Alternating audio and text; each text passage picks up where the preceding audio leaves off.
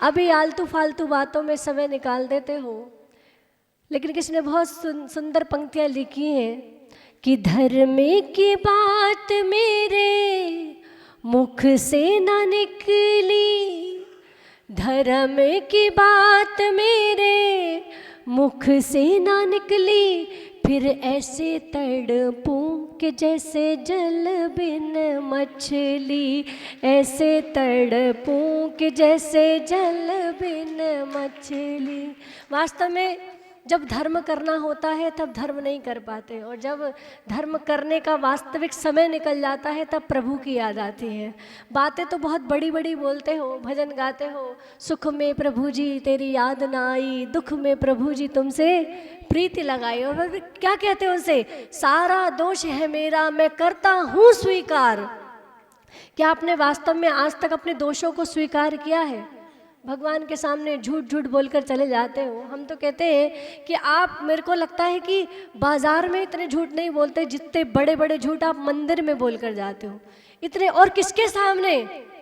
किसके सामने? जो सर्वज्ञ हैं, जो सब कुछ जानते हैं। तू ऊपर से कैसा है, तू अंदर से कैसा है, वो सब कुछ जानते हैं। उनके सामने झूठ बोल कर चले जाते। तुम बिन मैं व्याकुल भयो जैसे जल बिन मीन, भगवान मैं आपके बिना ऐसे तड़प रहा हूँ जैसे पानी के बिना मछली तड़पती है।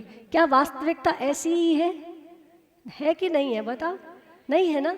फिर भी रोज बोलते हो भगवान के सामने, और फिर ये भी पढ़ते हो कि झूठ बोलते हैं तो पाप लगता है। क्या ये भी जानते हो कि झूठ बोलते हैं तो पाप लगता है, फिर भी रोज आकर मंदिर में पाप कर कर जाते हो। अन्य स्थाने कृतम पापम धर्म स्थाने विनश्यति, धर्म स्थाने कृतम पापम वज्रलेपो भविष्यति।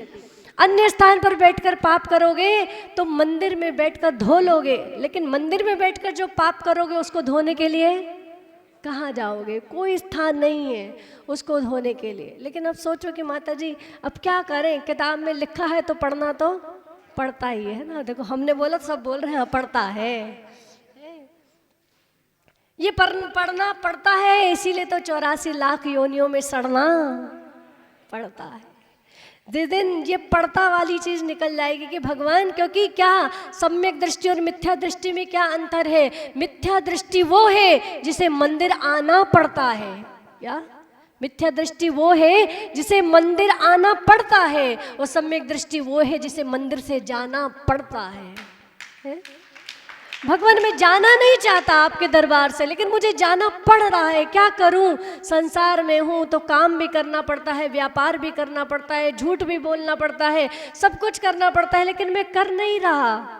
संसार में रहो तो कैसे? मैं जग में रहूं तो ऐसे रहूं जैसे जल में कमल का फूल रहे, मेरे अवगुण दोष समर्पित है भगवान तुम्हारे चरणों में। जैसे एक नर्स होती है, कभी आप किसी कर्मोदय से अगर हॉस्पिटल में एडमिट हुए हो या नहीं भी हुए हो, आप किसी रिश्तेदार को या किसी परिवारजन को आपने देखा हो, वो हॉस्पिटल में है तो वहाँ पे एक नर्स होती है, वो पूरा ध्यान रखती है आपको दवाई किस टाइम खानी है, किस टाइम नहीं खानी है, किस टाइम खाना खिलाना है, किस टाइम बोतल लगनी है। बोतल जब आपको ड्रिप चढ़ रही होती है, बोतल लगी होती है, तो बार बार आकर चक्कर लगाती है, देखती है, पूरा करती है, हो गई नहीं हो गई है, पूरा ध्यान रखती है। जब भी आपके कमरे में आती है बड़े चेहरे पर स्माइल करके पूछती है, ठीक हो, अब अच्छा लग रहा है ना? अच्छे से पूछती है, कोई दिक्कत तो नहीं है, कोई परेशानी तो नहीं है, कितने अच्छे से पूछती है। लेकिन जिस दिन आप हॉस्पिटल का बिल चुकता करके अपने घर आ जाते हो, वो नर्स जो आपसे दिन में 5-5, 6-6 बार आकर आपसे हाल पूछ रही थी, वो एक बार भी फ़ोन लगा के नहीं पूछती आप कैसे हो। आया क्या किसी नर्स का फ़ोन घर पे छुट्टी होने के बाद? नहीं आया।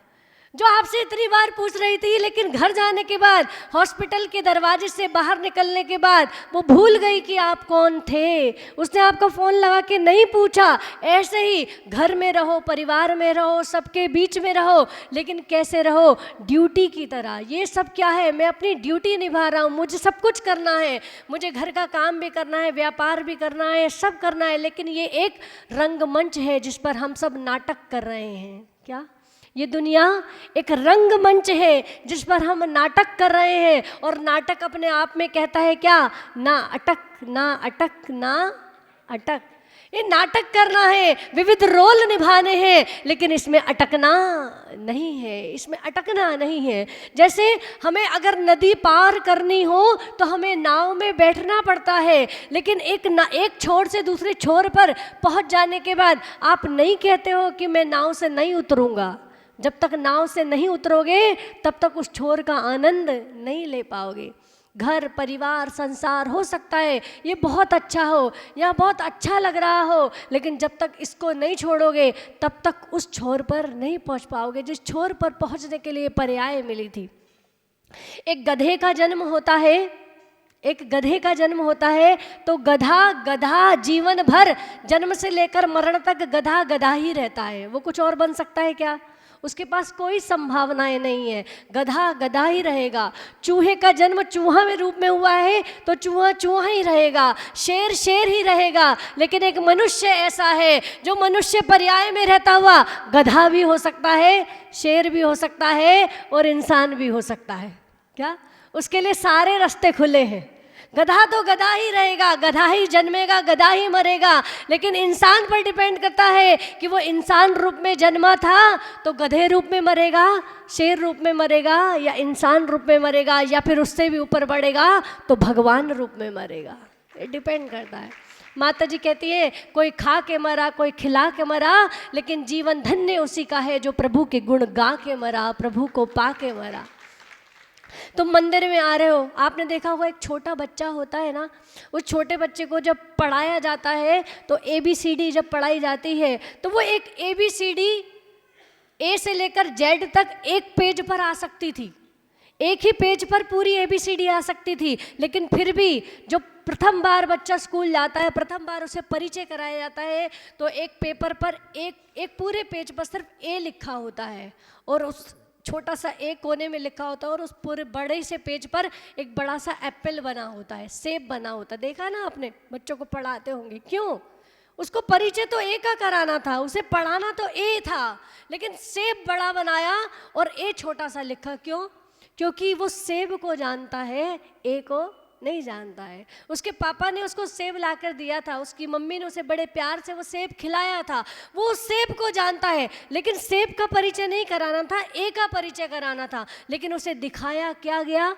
उस सेब को दिखाया गया। ए फॉर एप्पल होता है ना, इस एप्पल से जानो तुम ए होता है। ऐसे ही तुम मंदिर में आते हो भगवान के दर्शन करने, किस लिए आते हो? किसके दर्शन करने आते हो? ये भी उस ए फॉर एप्पल की तरह ही है। जैसे वो एप्पल दिखाकर ए का परिचय कराया जा रहा था, ऐसे ही भगवान की मूर्ति दिखाकर तुम्हें भगवान का नहीं स्वयं का परिचय कराया जा रहा था। क्या? कि भगवान जैसे तुम हो, तुम्हारी भी तो दो आंखें हैं, तुम्हारी भी एक नाक है, तुम्हारे भी दो कान है, तुम्हारे भी दो हाथ है, तुम्हारे भी दो पैर है। जैसे तुम हो ऐसा ही तो मैं हूँ, लेकिन तुम भगवान हो और मैं इंसान होकर भी इंसान नहीं हूँ। क्या? देखने में तू भोला भाला, मुँह का मीठा मन का काला, मुँह का मीठा मन का काला, सूरत से इंसान बना पर सीरत से शैतान, सब कुछ देख रहा भगवान, सब कुछ देख रहा भगवान। लेकिन फिक्र न कर एक दिन आएगा, भेद तेरा सब खुल जाएगा, भेद तेरा सब खुल जाएगा। तेरी देह से निकलेंगे जब तड़प तड़प कर प्राण, सब कुछ देख रहा भगवान। छुप नहीं सकते पाप हमारे ऐ मूर्ख इंसान, सब कुछ देख रहा भगवान, सब कुछ। वो भगवान कहते हैं कि तू रोज शीशे में अपनी शक्ल देखता है। कोई भी ऐसा नहीं होगा यहाँ पे जो अपनी शक्ल नहीं देखता। रोज दर्पण में अपनी शक्ल देखते हो, दर्पण मैला होता है तो उसे पोंछ कर, दर्पण को साफ कर अपने चेहरे को देखते हो। लेकिन क्या अपने चेहरे पर लगी हुई गंदगी को साफ करने का? आप देखो फोटोग्राफर फोटो खींच रहा है तो आधे लोग उसको देखने लगे, देख रहा कि नहीं देखा? और जैसे ही फोटोग्राफर सामने आता है तो चेहरे पर हल्की सी स्माइल आ जाती है। क्या? ताकि फोटो अच्छी आए। तो किसी ने बड़ी सुंदर बात कही है कि अगर एक क्षण की स्माइल से हमारी फोटो अच्छी आती है, अगर हम हर पल मुस्कुराने लगे तो क्या ये जीवन अच्छा नहीं बन सकता है? लेकिन हम हर पल नहीं मुस्कुराते हैं, हम तो नाटक का मुस्कुराते हैं, नाटक में ही ज़िंदगी पूरी गुजार देते हैं। किसी ने बड़ी सुंदर बात कही है और माता जी हमारी बहुत अच्छी बात कहती है कि मत रूप निहारो दर्पण में, मत रूप निहारो दर्पण में, दर्पण मैला हो जाएगा। मत रूप निहारो दर्पण में, दर्पण मैला हो जाएगा। निज रूप निहारो अंतर में, अंतर उजला हो जाएगा, अंतर उजला हो जाएगा। तुम बाहर से देखते हो स्वयं को, लेकिन अंदर से देखने का प्रयास करो। तुम दूसरों की गलती देखते हो, तुम स्वयं की गलती देखने का प्रयास करो। जिस दिन स्वयं की गलती, माता जी ने तो एक बात सिखाई है कि कभी दूसरे में खोट दिखाई दे। लोग आजकल क्या है, श्रावकाचार भूल गए हैं, लेकिन मूलाचार उन्हें याद है ना। आरोन में तो पता नहीं हमें, लेकिन हम तो दुनिया घूमते हैं। श्रावकाचार का अता पता नहीं है, लेकिन मूलाचार की सब चीज़ें पता है। मुनिराज को कैसी चर्या करनी है ये पता है, माता जी को कैसी चर्या करनी है ये पता है, लेकिन स्वयं को कैसी चर्या करनी है इसका ज्ञान नहीं हो पा रहा है। माता जी ने एक बात बताई थी जब संग में आए कि जब किसी दूसरे में कोई गलती देखो तो उसको मत सोचना कि ये गलत कर रहा है, ये सोचना कि जब मैं मुनि बनूंगा या मैं माता जी बनूंगी तब मैं ऐसा नहीं करूंगी। ऐसा ही जब तुम किसी में खोट देखो, जब तुम किसी मुनिचर्या में, किसी आर्य का चर्या में तुम्हें ऐसा लगे कि ऐसा कर रहे हैं, तब सोचना कि इसमें खोट नहीं है। जब मेरा दिन आएगा, जब मैं मुनि बनूंगा तब मैं ऐसा नहीं करूंगा। तब तो तुम्हारा वो दोष देखना सार्थक है। दोष देखने में बुराई नहीं है, लेकिन दोष देखना तब सार्थक है तब तुम सोचो, क्योंकि सॉरी बोलना कब सार्थक है।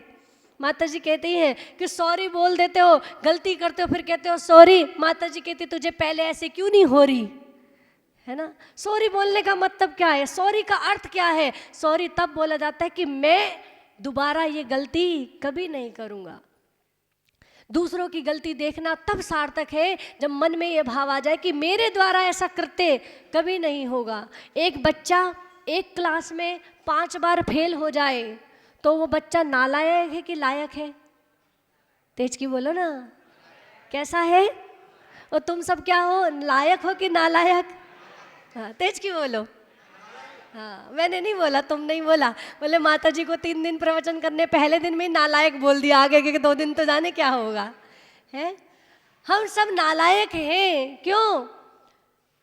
क्योंकि रोज मंदिर आते हैं और रोज मंदिर से चले जाते हैं, लेकिन मंदिर से क्या लेकर जाते हैं। अगर हम रोज भगवान की पूजन करने के लिए मंदिर आते हैं तो तुम्हारा पूजन करने का कोई मतलब नहीं है। सिर्फ इस द्रव्य की, इस थाली की द्रव्य उस थाली में पटक कर चले जाते हो, ताली बजाकर गुणानुवाद करके चले जाते हो। अरे ताली बजाने से आपने देखा होगा, अगर एक पेड़ पर पक्षी बैठे हैं, ताली बजाओ तो पक्षी उड़ जाते हैं। आप भी मंदिर में आकर ताली बजाते हो और उन ताली बजाने के बाद आपके आत्मा रूपी वृक्ष पर जो कर्म रूपी पक्षी बैठे हैं, अगर वो ना उड़े तो ताली बजाने का कोई मतलब नहीं है। इतनी तल्लीनता हो जाए पूजन में। जब माता जी कहती है तल्लीनता और सल्लीनता, माता जी कल आपको बता रही थी तल्लीनता और सल्लीनता में अंतर है। तल्लीन तो बहुत बार हुए लेकिन सल्लीन नहीं हो पाए हैं। क्या अंतर है वो आपको माता जी बताएंगी। लेकिन भगवान मैं रोज आपके दरबार में आता हूँ, रोज आपके चरणों में झुकता हूँ। रोज मैं तो एक बात कहती हूँ, चरण झुकने से एक बात याद आई, जब हम भगवान के चरणों में कुछ चढ़ाते हैं तो क्या उसे दोबारा उठाते हैं? नहीं उठाते हैं। उसको क्या कहते हैं? अब ये क्या हो गया? निर्माल्य हो गया। और निर्माल्य को छूने में दोष लगता है कि नहीं लगता है कि भगवान ये मैंने अब तुमको समर्पित कर दिया, अब मेरा इस पर कोई अधिकार नहीं है। तो तुम रोज भगवान के चरणों में आकर भगवान को सर झुकाकर जाते हो और सर झुकाकर उठाकर वापस घर ले जाते हो। अब उसका गलत प्रयोग करते हो जिसको तुमने भगवान के चरणों में समर्पित किया था। रोज पूजन में कहते हो कि भगवान मैं आपको समर्पित हूँ, बोलते हो ना। और अपन तो बनिए लोग हैं, बनिए, बिगड़ते नहीं है, बनिए। अपना काम बिगड़ने का नहीं है, अपना हम तो है ही बनिए, जो अपने शब्द में ही कह रहे हैं हमारा काम है बनना, बिगड़ना हमारा काम नहीं है। किसने बड़ी सुंदर बात कही है, ये सर किसी एक को दो, ये सर किसी नेक को दो, ये सर कोई सड़ा हुआ नारियल नहीं है जो जहाँ पर आए वहाँ पर टेक दो। भगवान मैंने अब आपको चढ़ा दिया है सर, मैं अब क्या अगर मैं इसका गलत प्रयोग करूंगा तो मैं निर्माल्य का प्रयोग करूंगा। अब जब भी कोई गलत विचार मन में आए तो सोच लेना मैं क्या कर रहा हूँ, निर्माल्य का गलत इस्तेमाल कर रहा हूँ। अब तो मैंने भगवान को स्वयं को समर्पित कर दिया है। जब वादिराज मुनिराज के बारे में राजा की सभा में बात चली तो बोला, सेनापति जो चिढ़ता था उसने कहा कि इनके मुनिराज तो कोढ़ी होते हैं। कैसे होते हैं? इनके मुनिराज तो कोढ़ी होते हैं, कोढ़ होता है उनके मुनिराज, तो देखने में भी ऐसे लगते हैं, अभद्र से लगते हैं। तो उस श्रावक के मन से सहसा ही निकल गया, उसके शब्दों से सहसा ही निकल गया, नहीं मेरे मुनिराज तो सर्वांग सुंदर होते हैं। किसने कहा कि मेरे मुनिराज को कोढ़ होता है? उसने कहा, सेनापति ने, झूठ बोलता है महाराज, अगर आपको यकीन नहीं है तो स्वयं जाके देखिए, वहाँ मुनिराज हैं और मुनिराज को कोढ़ है, वो कर्म ही ऐसे करते हैं जिसके कारण उनके शरीर से दुर्गंध आती है, कोढ़ टपकता है। वो श्रावक ने कहा, हाँ महाराज आप देखना मेरे मुनिराज तो सर्वांग सुंदर होते हैं।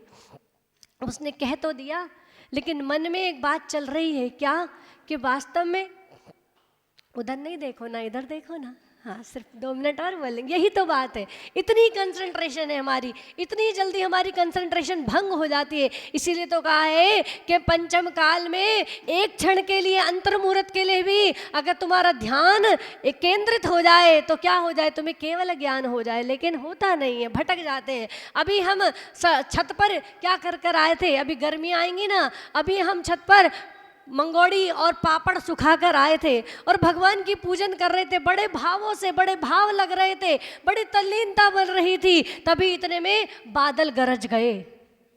क्या हो गया? हाँ, समझ गए तुम? बड़े होशियार हो।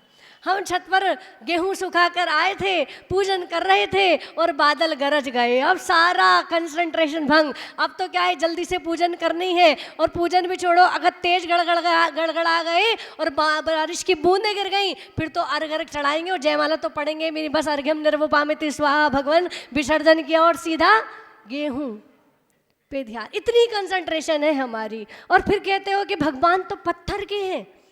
लोग कहते हैं, माता जी कहती है ना, उस दिन बता रहे थे कि लोग कहते हैं कि भगवान अब की बार पोता हुआ तो छत्र चढ़ाएंगे।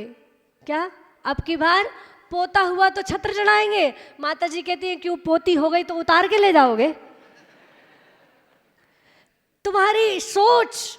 क्योंकि एक बार एक बच्चा अपनी मम्मी के साथ घूमने नहीं गया, शॉपिंग करने गया।